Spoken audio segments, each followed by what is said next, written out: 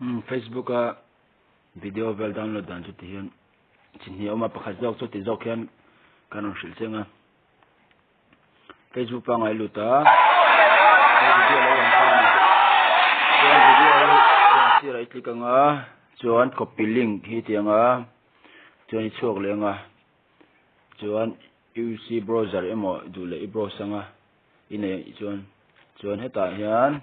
Google hian save from .net ta ilutanga save from .net ta chuan ti hian ilu lenga ti chuan helai hian lo langanga kan paste anga chuan helai sir hi metanga ti khan helai video download mp4 ti hian I download anga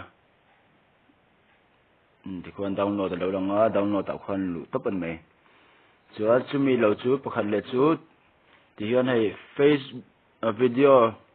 Play Store ilu tanga Play Store tian FB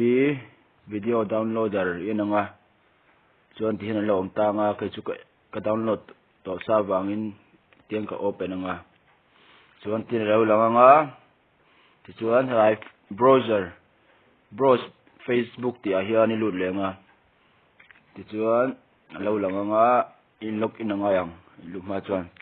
khan tu te wala mi mo video kha idu chonin izonganga intunan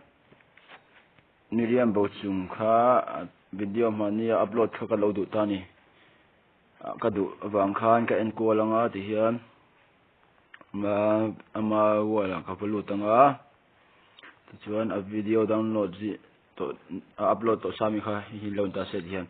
download ta khong ka lu don tirani cha shakya ma'am